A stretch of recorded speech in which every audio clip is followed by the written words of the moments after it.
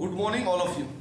You are most welcome on our YouTube channel, doctor Akhilesh Sharma. आज हम discuss करेंगे heart failure के बारे में।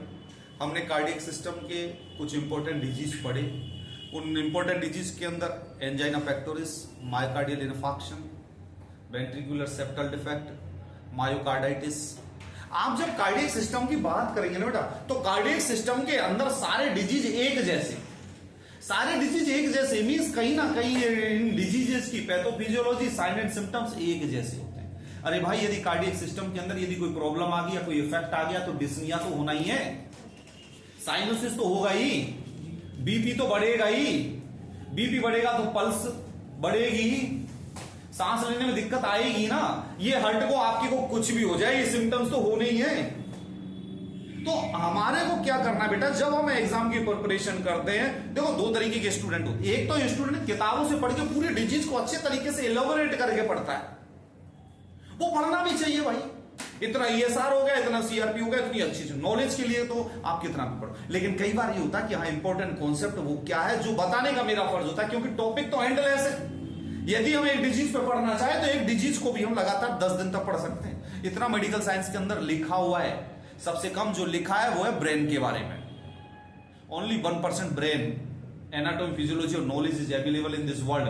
99% इज अनअवेयर ब्रेन के बारे में। जब हम हार्ट फेलियर की बात करते हैं तो वर्ड खुद बोल रहा है भाई हार्ट फेल हो गया है, हार्ट फेल हो गया है। अब तुम फेल हो गए तो तुम उसी क्लास में रह जाओगे, और हार्ट फेल हुआ तो क्या करोगे? जो हार्ट का जो पंप आउट करने का जो ब्लड का सिस्टम है वो बंद कर देगा। इंग्लिश में किताब क्या बोल रही है बेटा? Abnormal physiological state in which the heart can not pump enough blood to fulfil the metabolic needs of the body. कितना मजेदार क्या चीज लिखी है। Heart failure means heart fail हो गया है, काम करना बंद कर दिया है। काम करना बंद कर देगा तो हार्ट पंप नहीं करेगा ब्लड, और ब्लड पंप नहीं करेगा तो बॉडी को मिलेगा ही नहीं, तो सिस्टम तो खराब हो गया ना। बॉडी को नहीं मिलेगा तो भाई क्या शॉक में चले जाएंगे तुरंत। तो हमें क्या जरूरत है? हार्ट का पंप आउट करना। अब इसकी जब हम कॉजेज की जब हम बात करते हैं बेटा, तो सबसे पहले तो आते हैं हमारे कंजेनाइटल फैक्टर्स। उस कंजेनाइटल डिजीज आपने पीडियाट्रिक में पढ़े होंगे। पहला congenital disease atrial septal defect, जो मैंने बताया ना आपको, हमारे हार्ट के 4 चेंबरों में जो 2 चेंबर ऊपर के एट्रियम रहते हैं, उनके बीच में जो ओपनिंग होती है, मींस हमारे जो राइट एट्रियम और लेफ्ट एट्रियम के बीच में ये फोरामेन ओवल पाया जाता है फीटल सर्कुलेशन के अंदर। जब फीटल सर्कुलेशन में सुपीरियर वेना कावा और इंफीरियर वेना कावा जब ब्लड लेके आती है तो बच्चे का कुछ ब्लड इधर चला जाता है। लेकिन ये after just birth with in 2 and 3 month या कुछ टाइम बाद जब हमारे पैदा होते हैं एडल्ट सर्कुलेशन स्टार्ट हो जाता है, तो ये थोड़ा सा हील होकर ये कवर हो जाता है, बंद हो जाता है ये रास्ता। लेकिन कंजेनाइटल एनोमलीज के अंदर ये रास्ता खुला रहता है या कम बंद होता है। इस कंडीशन को क्या बोलते हैं बेटा? Atrial septal defect. Atrial septal defect means दोनों एट्रियमों के बीच में जो ये सेप्टम है, इसके बीच में डिफेक्ट है, इसको बोलते हैं एट्रियल सेप्टल डिफेक्ट। अब यदि पीडियाट्रिक के अंदर एक क्वेश्चन आ जाए एट्रियल सेप्टल डिफेक्ट, तो आपको याद हो गया क्या चीज है? Causes idiopathic congenital disease. Mother को कंजेनाइटल डिजीज हो सकता है, मैं पीड्स के हिसाब से कॉजेज बता रहा हूं। रूबेला साइटोमेगेलो वायरस का इन्फ्लामेशन हो सकता है या इन्फेक्शन हो सकता है ना बेटा। टॉर्च वायरस का इन्फेक्शन हो सकता है।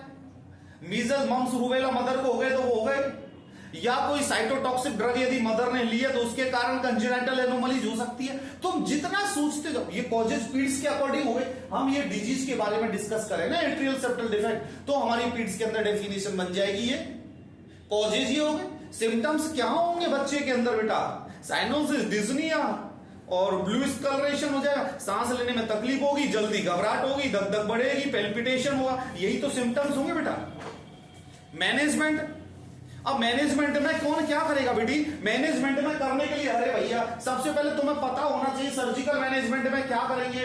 इन दोनों का पेच रिपेयर कर देंगे। पेच रिपेयर मींस पाती लगा देंगे। अरे जूता फट गया तो पाती लगाते ना, कपड़ा फट गया तो पाती लगाते, तो कपड़े में कपड़े की पाती लगाते। पाती भी समझे, पेच लगा देना इंग्लिश में बोलते हैं, इंग्लिश में बोलते हैं ना पेच लगा देना। यहां पेच किसका लगाओगे? बायोलॉजिकल कंटेंट का। बायोलॉजिकल कंटेंट या जो इम्प्लांट या जो हमारे बाहर से मार्केट से जो अवेलेबल प्रोडक्ट्स हैं जो कंपनीज बनाती है उसका पेच लगा देंगे। यहाँ कपड़े और जूते का तो लगाएंगे नहीं, तो पेच लगा दिए तो ये क्लोज हो गया, क्लोज हो गया तो ये यहां आ गया। तो इसको इंग्लिश में क्या बोल देंगे बेटा? Septal repair. रिपेयर कर दोगे तो सर्कुलेशन ठीक हो जाएगा भाई। है? अब कैसे करोगे भैया? तो सबसे पहले जब ऑपरेशन करते हैं कार्डियक का तो अपनी जो रिब्स है 2, 2, 3, 4 रिब्स जो है शुरुआत की जब पाया जाता है यहां से रिब्स को कट करके हार्ट पे पहुंच जाते, पहुंच के झांक लेते हैं कहां क्या है, एट्रियम में कहां डिफेक्ट है, पेच लगाया, रिपेयर करा, सूचरिंग करी और बंद। तो कितना इजी टॉपिक है, मैंने क्या पढ़ के थोड़ी आया हूं, मेरा मूड बह गया नदी की तरफ तो मैं आ गया। इश्क में और पढ़ने में सब कुछ जायज है चेतन, पढ़ना पड़ेगा, बस मेहनत करनी पड़ेगी। ये तो मैं तिवारी जी को पहले ही बोलता हूं, मेहनत करनी पड़ेगी। इसके बाद एट्रियल सेप्टल डिफेक्ट, दूसरा क्या होगा? Ventricular septal defect. Ventricular septal defect means भाई इसके नीचे ये जो वेंट्रिकल्स पाए जाते हैं, इन वेंट्रिकल्स के बीच में ये क्या होते हैं? ये दो वाल्व पाए जाते हैं। इन वाल्वों में क्या होता है? ये एट्रियो वेंट्रिकुलर सेप्टल डिफेक्ट होता है। तो इनमें क्या होता है? यदि ये वाल्व के अंदर रिगर्जिटेशन होने लगे है, मींस यहाँ का फ्लो इधर ये करे पंप, ये करे पुश, बैक फ्लो हो गया भाई, अंदर से खून ज्यादा खुल गया, ये नाली की तरह बह रहा नीचे, लूज हो गई मसल्स, तो इनमें भी क्या हुआ? वाल्व रिपेयर हो जाएंगे या आर्टिफिशियल मेटालिक वाल्व लगा देंगे। ये इसका सर्जिकल मैनेजमेंट। तो ये कंजेनाइटल एनोमलीज तो है, तो बहन जी पढ़ोगी जब भी तो काम चलेगा। ऐसे मजे से पढ़ो, याद होती जाएंगी चीजें, आपके दिमाग में बैठ जाएंगी और बड़ा सुकून मिलेगा शाम को जब आप ऐसे पढ़ लोगे इन चीजों को। सुकून लेना है तो पढ़ना है, सुकून नहीं लेना है तो घूमो बाहर, मुझे बता देना, मैं भी आ जाऊंगा घूमने, फ्री हूं आज। चेतन बता देना, मैं भी चलूंगा तेरे से। पेटेंट एडक्टस हार्टियोसिस, तो बेटा 3 कॉजेज हो गए इसके, कंजेनाइटल हार्ट डिजीज। अब इसमें देखो आपके क्वेश्चन कितने क्लियर हो गए मेरे बेटे? Congenital heart disease. अब यदि कोई आपसे पूछे कि कंजेनाइटल हार्ट डिजीज क्या होते हैं, तो निशा बहन जी पहला तो कौन सा कंजेनाइटल हार्ट डिजीज हो गया? Atrial septal defect. जियो मेरे लाल, एट्रियल सेप्टल डिफेक्ट। दूसरा हो गया भैया ventricular septal defect, ventricular septal defect. और तीसरा क्या हो गया? Patent ductus arteriosus. अब यदि आपके पीड्स में क्वेश्चन आ जाए तो आप मेरे को दुआ देना, सर ने पढ़ाया कंजेनाइटल हार्ट डिजीज, इसके ये 3 होते, इन तीनों को फिर डिटेल में लिख देना, ये चीज होती है, ये चीज होती है, ये चीज होती है, तीनों का मैनेजमेंट लिख देना, समझ में आ जाएगा। तो ये चीज समझ में आई आपके?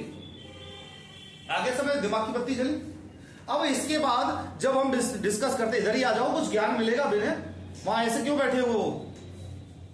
कि क्लास में शर्म आती है आने से? पढ़ लो, कुछ ज्ञान ही मिलेगा, फालतू बात थोड़ी कर रहे हैं। तो बेटा यदि कंजेनाइटल डिसऑर्डर्स की बात करें तो ये कंजेनाइटल डिसऑर्डर्स हुए।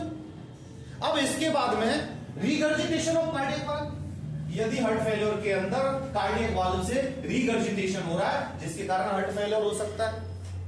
तीसरा हाइपरटेंशन, आइदर सिस्टमिक और पल्मोनरी। हाइपरटेंशन और हाइपोटेंशन दोनों ही खत्म कर सकते हैं हार्ट को। नेक्स्ट होता है increase peripheral vascular resistance. Peripheral vascular resistance का मतलब होता है हमारे यहां से ब्लड सप्लाई बहुत तेजी से हार्ट के ऊपर आ रही है, हार्ट लोड नहीं झेल पा रहा। कई बार कई लोग बोलते हैं ना सर, जैसे हमारे गांवों के अंदर बोल देते हैं या हमारे जो इलिटरेट पर्सन होते हैं, अरे सर नीति को कमजोरी आ रही है, क्या करें सर? हम 2 बोतल लगा देते हैं इसको, NS DNS से कहा है। अरे यार कोई मजाक थोड़ी है यार, कितना फ्लूइड लगा रहा है, ओवर फ्लूइड हो गया तो ओवर हाइड्रेशन। अरे डिहाइड्रेशन में तुम्हारा हार्ट कम काम कर रहा है, तुमने ओवर हाइड्रेशन कर दिया, हार्ट कहेगा ये क्या पानी का झोरों का पूरा पुल यहीं खोल दिया है क्या? जहां तुम्हारे शरीर में नॉर्मली 7 लीटर ब्लड पाया जाता है, तुमने 3 लीटर वो 3 बोतल RL लगा दी, तुमने पहुंचा दिया 8.5 लीटर हो गया टोटल। हार्ट तो यूं करेगा मर गया चिल्लाएगा नहीं क्या? अभी कोई चेतन का मुंह भर के 2 गिलास चाय पिला दे, ये पीता आधा सा कप है, तो ये नहीं करेगा बचाओ बचाओ बचाओ, तो हार्ट भी करेगा बचाओ बचाओ। और बचाने में क्या होगा? जी गया तो ठीक है, वरना फेल हो जाएगा। तो ये चीज समझ में आई? तो इस कंडीशन को समझा तुमने? तो ये हार्ट फेलियर की कंडीशन हो गई। नेक्स्ट हो गया हाइपरवोलेमिया। हाइपरवोलेमिया क्या होता है? अरे बैठ जाओ भाई। हाइपरवोलेमिया क्या होता है? हाइपरवोलेमिया क्या होता है? अरे ये शब्द खुद बोल रहा है यार, थोड़ा सा दिमाग लगाओ। हाइपरवोलेमिया मींस हाइपर मींस ज्यादा, वोलेमिया मींस वॉल्यूम। वॉल्यूम किसका बढ़ेगा? फ्लूइड का। फ्लूइड का या ब्लड का वॉल्यूम बढ़ गया जिसके कारण हार्ट फेलियर हो सकता है। अरे भाई जिम कर रहे हैं, जिम करते टाइम बंदा निकल लेता है, ये लोग भाई साहब नहीं रहे। कैसे? एक्सरसाइज कर रहे, एक्सरसाइज में तुम्हारी बॉडी की मसल्स और इनने काम किया, तो हार्ट ने भी काम करना ज्यादा स्टार्ट करा, ज्यादा स्पीड से काम करा आपने, जब तक झेला जब तक ठीक है, उसके बाद तो हार्ट फेलियर होना ही है। तो कार्डियक लोड भी मेंटेन करके चलना चाहिए, ज्यादा कार्डियक लोड नहीं लेना। Valvular stenosis such as pulmonary valve stenosis और मिट्रल वाल्व स्टेनोसिस। स्टेनोसिस का मतलब क्या होता है बताओ मेरी बहन, तिवारी जी बताएंगे। स्टेनोसिस का मतलब क्या होता है?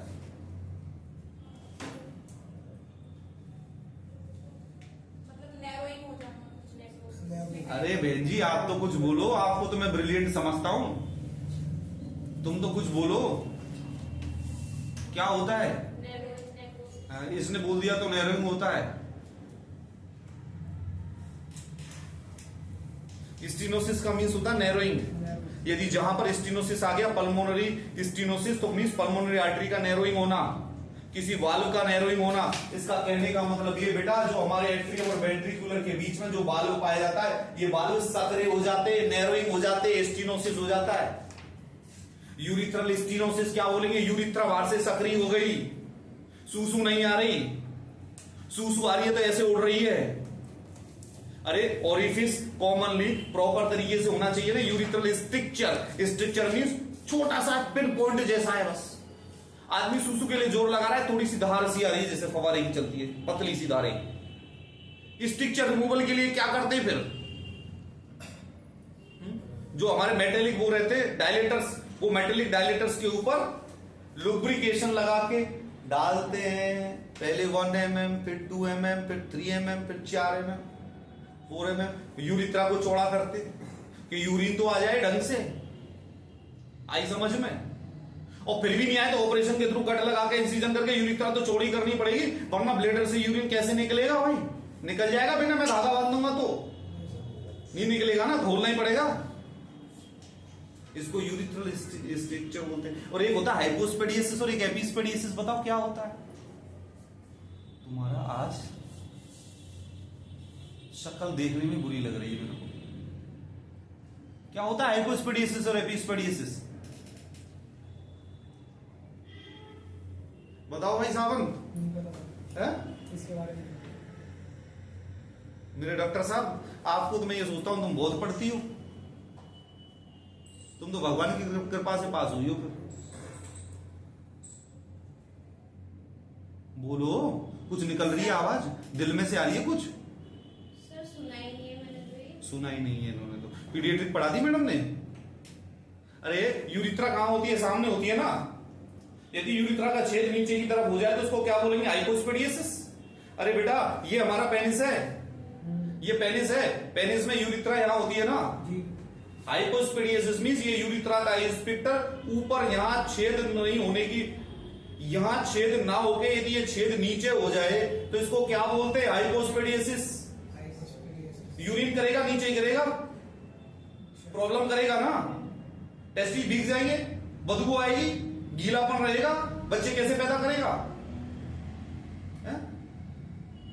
If you will go for the production of the childrens, sperm should go fast from the straight. यदि नीचे जाएंगे तो बाहर आ जाएंगे ना वैसे ना से, तो ये भी तो नुकसान है।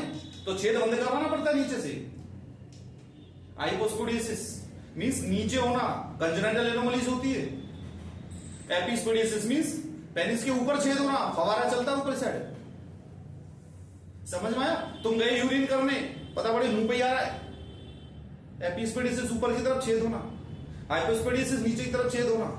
ये चीज समझ में आ गई? ये दोनों कंजेनिटल एनोमलीज है। तुम यहां बैठो बिना मत जाओ कहीं भी। हाइपोस्पेडियसिस मींस नीचे हॉल होना, एपिस्पेडियसिस मींस ऊपर हॉल होना। इनसे क्या क्या प्रॉब्लम होगी ये कंजेनिटल एनोमलीज के अंदर आता है। पढ़ तो लो, नहीं पढ़ेगी? हाइड्रोसेफेलिस पढ़ लो, स्पाइना बाइफिडा पढ़ लो, और इनके बारे में थोड़ा थोड़ा सा पढ़ लो, कम से कम ये तो पता हो यार कंजेनिटल एनोमलीज होती क्या है। सेकेंड ईयर के एग्जाम देने को चल रहे हैं बारात में, सेकेंड ईयर के एग्जाम आ गई, आगे कब आ रहे हैं पेपर हमारे? आ जाए पेपर पर क्या बताओगे? अब तो समझ में आ गई। छेद ऊपर एपी, छेद नीचे हाइपो, छेद किसका? यूरिथ्रा का। समझ में आ गई? तिवारी जी ने धोखा दे दिया मेरे को। पूरी खराब। अटैक ऑफ मायोकार्डियल इन्फार्क्शन, मैं सोचता था पहले पढ़ती है, ये नहीं पढ़ती कुछ भी, ये भी तुम जैसी है, इस बस शक्ल से भोली लगती है। अटैक मायोकार्डियल इन्फार्क्शन, एमआई का अटैक हो गया किसी को, मायोकार्डियल इन्फार्क्शन क्या होता नहीं थी। मायोकार्डियल इन्फार्क्शन क्या होता है मेरे बच्चे, बता दो कुछ, इस मास्टर के ऊपर दया कर दो, भीख मांग रहा है तुमसे कि तुम बता दो, बताओ।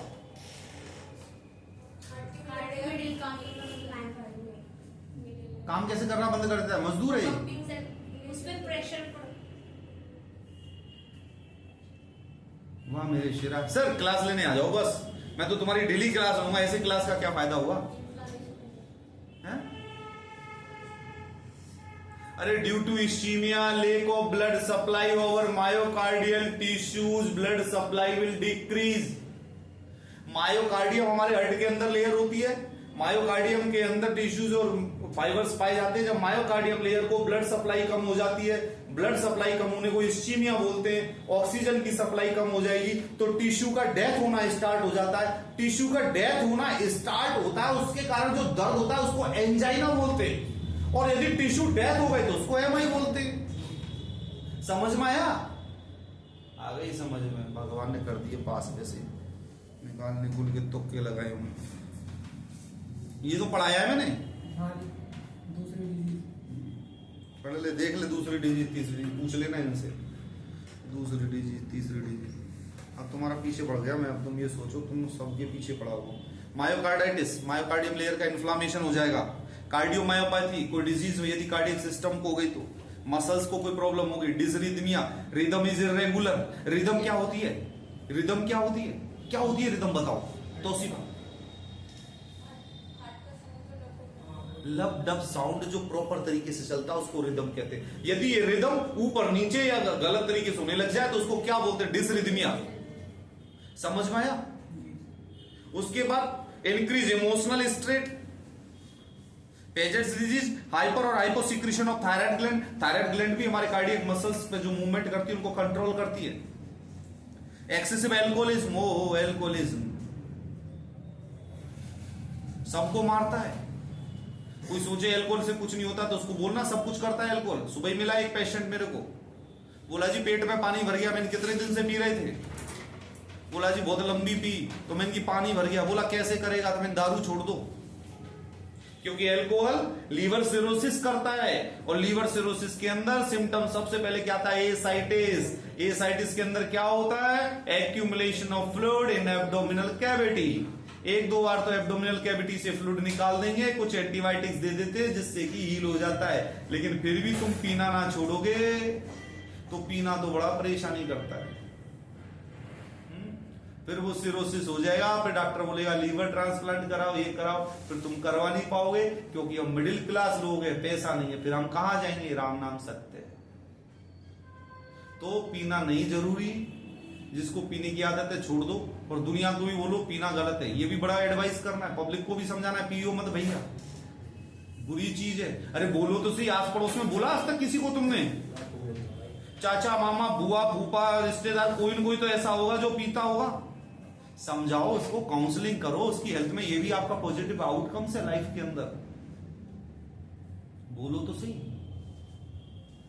उसके बाद pregnancy, nutritional deficiency of vitamin B1, ये हार्ट फेलियर करते हैं बेटा। क्लिनिकल मैनिफेस्टेशंस में क्या होगा, ड्यूरिंग लेफ्ट वेंट्रिकुलर फेलियर, यदि हमारा लेफ्ट वेंट्रिकल फेल हो गया। अब भैया ये देखो हमारे हार्ट के ये 4 चेंबर हो गए, एक चेतन, एक ये सैजल और एक ये सब कुछ मिला के 4 चेंबर कर लो इनको। तो ये लेफ्ट वेंट्रिकल को बोल रहा है, तो लेफ्ट वेंट्रिकल में क्या होता है, एरोटा। एरोटा में क्या प्रॉब्लम होगा, कफ। कफ के अंदर क्या होगा, जिनको कार्डियक प्रॉब्लम होती है ना, उनका जो कफ होता है वो झाग आते हैं, उसमें झाग, क्योंकि ऑक्सीजन की कमी होती है तो वो थूकते हैं तो उसके अंदर झाग ही झाग भरे रहते हैं। फ्रोदी कफ बोलते हैं उसको, फ्रोदी मींस गुद, गद्दे वाला कफ। अब तुम ये नहीं कफ को बैठ के देखो गद्दा है कि नहीं है, इसके अंदर दिखाई दे जाएगा दूर से। डिस्निया हो जाएगा, ऑर्थोपनिया हो जाएगा, पेशेंट खड़ा होकर सांस ले सकता है। Tachycardia, paroxysmal नॉक्चुलर dyspnoea, nocturnal means रात को वीजिंग सांस लेते हैं ना, पल्मोनरी एडिमा हो जाएगा, पेलर हो जाएगा, पीला पड़ जाएगा, ब्लूइश डिस्कलरेशन हो जाएगा, और कमजोरी तो सबके साथ में चलती है भाई, रेस्टलेसनेस हो जाएगी, मस्कुलर वीकनेस हो जाएगी। और राइट वेंट्रिकल फेल हो गया, यदि ये वेंट्रिकल फेल हो गया तो ये फेल होने से क्या होगा, पल्मोनरी आर्टरी जो ब्लड लेके जाएगी हमारा, वो काम नहीं करेगा। तो उसके काम में नहीं होगा तो क्या होगा बेटा, ब्लड सप्लाई अफेक्ट हो जाएगी, ऑक्सीजन ब्लड को मिलेगी नहीं, ब्लड हमारा स्टेराइल या प्योर ब्लड नहीं होगा, प्यूरिफाइड ब्लड नहीं होगा, ऑक्सीजनेटेड ब्लड नहीं होगा। तो सबसे पहले इसमें एडिमा होगा। सबसे पहले क्या होगा इसमें, pitting edema in the lower extremities, हमारे लोअर एक्सट्रीमिटीज में पैरों की साइड पिटिंग में। पिटिंग एडिमा किसको बोलते हैं, जो दाबने से गड्ढा बन जाए उसको पिटिंग एडिमा बोलते हैं। कितने प्यार से मोहब्बत से मैं पढ़ाता हूं, फिर भी यार तुम लोग याद नहीं करते, बड़ी शर्म की बात है। भाई साहब 2 चक्कर और लगाया हो आप इधर से उधर। हाँ भाई साहब, आपके पास तो पूरे देश की सियासत है ना पूरी, आपको देखना होगा कि कहाँ कितना। कौन कर रहा फोन, मेरे वाले फोन पे ही है। तो भाई को बोलो ना क्लास ले रहा हूं मैं, भाई शाम को फोन करें। Pitting edema in the lower extremities, liver congestion हो जाएगा, hepatomegaly means enlargement of liver, bloating, पेट तुम्हारा ब्लोट करने लग जाएगा, एब्डोमिनल ब्लोटिंग होती है। ब्लोट मींस जो लोग अल्कोहल लेते हैं ना, सबसे पहले तो पेट बढ़ता है उनका, देख लेना, जिसका ये तंबू सा निकला रहे ना। अब तुम ये मत सोचना सर का पहले तंबू निकला हुआ था तो ये करते नहीं, जिनका निकला रहे उनका, वो ज्यादा अल्कोहल यूज करते। एसाइटिस, फ्लूइड का कलेक्शन हो जाएगा, जॉन्डिस हो सकता है, डिस्टेंडेड नेक बेंस, जो नेक बेंस मींस जो गर्दन की जो बेंस है वो डिस्टेंडेड फैली हुई और दिखाई देने लग जाती है ब्लू कलर की। एब्डोमिनल टेंडरनेस हो जाएगी, bluish discolouration of nail beds, जो आपके नेल के जो पीछे का हिस्सा है उसका ब्लूइश कलर हो जाएगा। पल्स अल्टरनेंस, पल्सेस के अंदर डिफरेंस आ जाएगा, मींस आपको पल्स फील हो रही है, उसके बाद एक एब्सेंट मारती है, उसको बोलते हैं pulse alternans. Inability to tolerate physical activity, ज्यादा एक्टिविटी नहीं कर पाएगा, कमजोरी हो जाएगी, एपिटाइट, भूख नहीं लगेगी, नोजिया, उल्टी आएंगी, यूरिन आउटपुट इंक्रीज हो जाता है नाइट को, एंजाइटी, फियर होगा, फटीग, कमजोरी होगी। ये सिम्टम्स कॉमन है यार हर डिजीज के अंदर, पर तुम पढ़ो तो सही। जिस हिसाब से तुम चल रहे हो ना, दुनिया में यदि भगवान भी अवतार ले जाए ना तो तुम्हें पास नहीं करवा सकता, क्योंकि तुम एमआई भी नहीं पढ़ेगे। तुमने तो कसम खा रखी है बस, हम नहीं पढ़ेंगे। मत पढ़ो भाई, मेरी फीस दे के जाना, जाओ। क्या करें बताओ, जरूरी काम है ना यार, पढ़ने की तो तुमने कसम खा ली, फीस की मत खाना, ये मेरी रिक्वेस्ट है तुमसे। डायग्नोसिस के अंदर क्या करेंगे, डायग्नोसिस के अंदर क्या करेंगे, हिस्ट्री टेकिंग। सबसे पहले मैंने आपको बताया ना, कोई भी डायग्नोसिस की बात हो, सबसे पहले history taking, physical examination, clinical sign and symptoms of patient. उसके बाद ABG analysis, arterial blood gas analysis, means artery से ब्लड लेंगे, उसका एनालिसिस करने भेजेंगे, भैया O2 और CO2 लेवल कितने, CO2 लेवल ज्यादा बढ़ रहा है, मामला गड़बड़ है। इलेक्ट्रोकार्डियोग्राफी, ईसीजी करेंगे, electrocardiogram, chest X ray, liver enzymes और सीरम इलेक्ट्रोलाइट बैलेंस देखेंगे। ठीक है बेटी। नॉर्मली हमारे पीछे जो स्पाइनल कॉर्ड में जब हम स्पाइनल एनेस्थीसिया देते हैं, स्पाइनल एनेस्थीसिया का मतलब होता है जो पीछे हम यहाँ पर जो लगाते हैं स्पाइन के अंदर, L3 L4 वर्टिब्रा के बीच में, हम जब लंबर रीजन के अंदर जब स्पाइनल निडल डालते हैं तो सबसे पहले वहां का कैसे पता पड़ता है, आप पेशेंट को लेंगे टेबल पर, यार इसकी मैं अलग वीडियो बनाता, पर चलो थोड़ा तो बोल ही देता हूँ। आप पेशेंट को लेंगे, सी से पोजीशन बनाएंगे, पीछे से ऊपर निकलवाएंगे, लंबर बाहर आएगी, उसमें L3 L4 फील करेंगे, बीच में आप निडल डालेंगे स्ट्रेट, जैसे वो निडल अंदर जाएगी, CSF का कलेक्शन, सेरिब्रो स्पाइनल फ्लूइड टपकना स्टार्ट हो जाएगा, टप टप टप। जैसे टप आए आप मेडिकेशन उसको लगाएंगे, डायरेक्ट आपके नर्वस सिस्टम को पहुंचाएगा वो CSF उस दवाई को, और आपको अफेक्ट करेगा, आपको सुन्न कर देगा, आपको एनेस्थीसिया इफेक्ट दिखा देगा। और यदि CSF की जगह उस एरिया में ब्लड आ रहा है तो मींस कोई ब्रेन को हेमरेज हुई है, चोट हुई है, इंजरी हुई है, छेड़े ना, ये चीज समझ में आई बेटा। उसके बाद मेडिकल मैनेजमेंट की जब बात करते हैं तो सबसे पहले कोई भी कार्डियक सिस्टम हो उसमें सबसे पहले हमें ऑक्सीजन सप्लाई प्रोवाइड करनी है।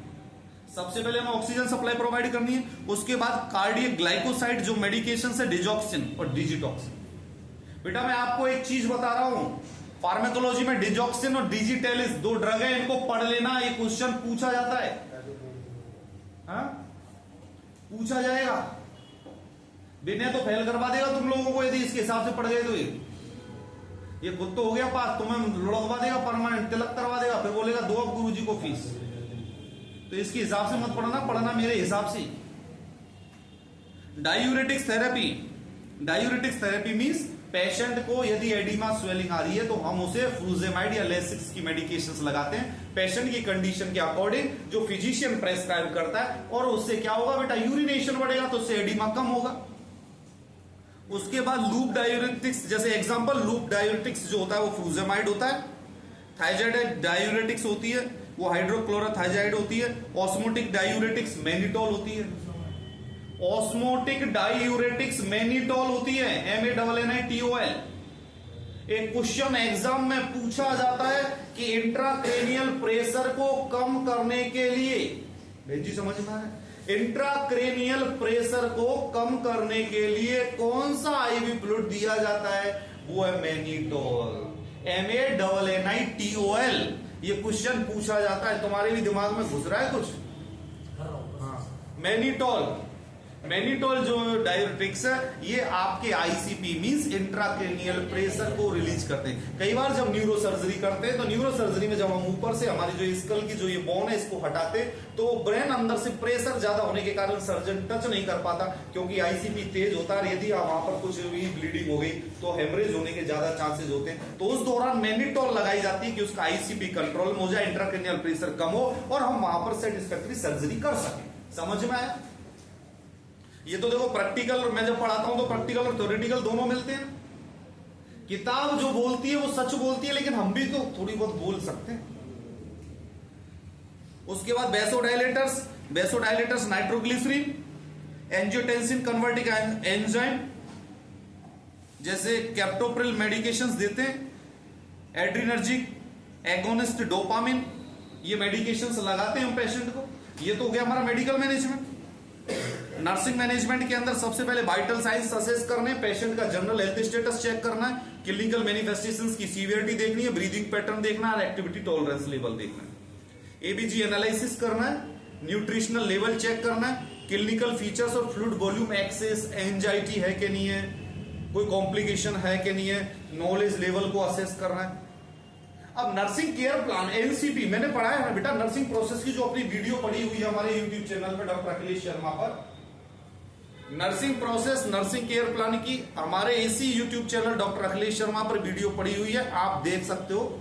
जब हम NCP means nursing care plan और नर्सिंग प्रोसेस की जब हम बात करते हैं तो सबसे पहले जो डायग्नोसिस बनाएंगे तो डायग्नोसिस में पहला तो हम एक डायग्नोसिस ये बना सकते हैं बेटा, decrease cardiac output related to heart failure. समझ में नहीं आए ना तो मेरे से पूछ लेना बेटा, नर्सिंग प्रोसेस जरूर पढ़ लेना। जीवन में यदि ये कमजोर रह गया ना तो कभी जीवन में नहीं कर पाओगे। कमजोरी मत बनने दो किसी टॉपिक को अपनी। ये टॉपिक यदि तुम्हारे सीने पर चढ़ के या दिमाग पर चढ़ के नाचने लग गया ना तो तुम नाचते रहोगे, तो नाचने मत दो, समझो उतरो उसमें। हार्ट फेलियर मैंने बताया, आज जाके यार तुम फीटल सर्कुलेशन पढ़ लेना, बहुत टाइम होता है मेरे दोस्त।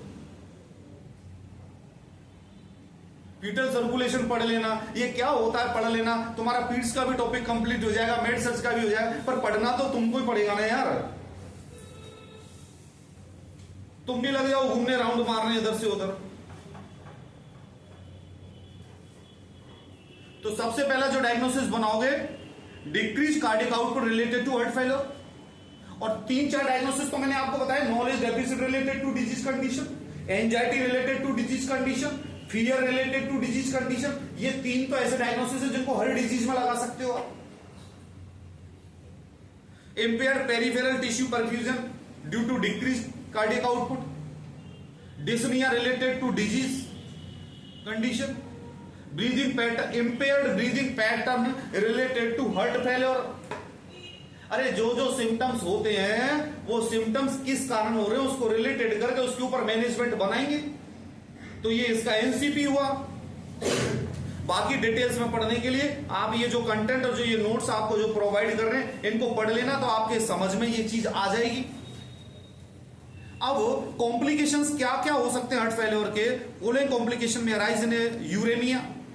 यूरेमिया मींस हमारे ब्लड के अंदर यूरिया का लेवल बढ़ जाएगा। Arrhythmia, irregular rhythm, thromboembolism, thrombus formation हो जाएगा, एम्बोलस फॉर्मेशन हो जाएगा कि हार्ट को ब्लड सप्लाई करने में प्रॉब्लम आएगी। इंपेयर्ड लीवर फंक्शंस डिस्टर्ब हो जाएंगे, इलेक्ट्रोलाइट इंबैलेंस हो जाएगा। और डिजिटलिस टॉक्सिसिटी, डिजॉक्सिन और डिजिटलिस जो ड्रग होती है जो कार्डियक डिजीज के अंदर दी जाती है, यदि ये डिजीज को अंदर आप ज्यादा दोगे तो इससे टॉक्सिसिटी हो जाएगी। वो क्या प्रॉब्लम क्रिएट करेगी? इसको कहते हैं डिजिटलिस टॉक्सिसिटी। आप सब लोग कल डिजिटलिस, डिजॉक्सिन, ये एक ही ड्रग है, इसके बारे में पढ़ के आएंगे। ये एग्जाम में पूछी जाती है। जब मैं सेकेंड ईयर कर रहा था तो मेरे उस टाइम भी यही मेडिकेशन आई थी। इसी के साथ ये हमारा टॉपिक हार्ट फेल्योर एक शॉर्ट वे में कंप्लीट होता है। बाकी हमारी और वीडियोस को देखने के लिए हमारे YouTube channel doctor Akhilesh Sharma को सब्सक्राइब करें। Thank you so much. खुदा हाफिज।